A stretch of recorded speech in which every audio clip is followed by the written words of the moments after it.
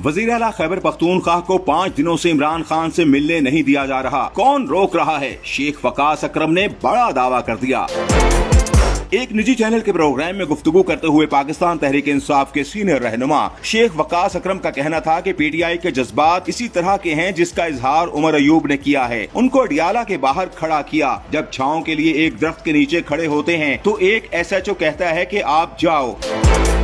शेख वकास अकरम ने कहा कि वजीर आला खैबर पख्तूनख्वा को 5 दिनों से बानी पीटीआई से मिलने नहीं दिया जा रहा। जेल एहलकार कहते हैं हमें पीछे से हुक्म है, हमें बताया जाए पीछे से किसका हुक्म है। वजीर आला और वजीर दाखिला की जमात की हुकूमत है, फिर हमसे किस खबर की तवक्को करते हैं? उनके लक्षण ऐसे नहीं कि उनके साथ चाय भी पी जाए, APC तो दूर की बात है। शेख वकास अकरम ने मजीद कहा कि वजीर आजम उठकर जाते हैं, अपोजिशन से हाथ मिलाते हैं, जैसे मुशर्रफ ने वाजपेयी से हाथ मिलाया था। एक दिन पहले पंजाब में हमारे लोगों पर केसेस बनाए, फिर वजीर आजम कहते हैं कि मिलना चाहते हैं।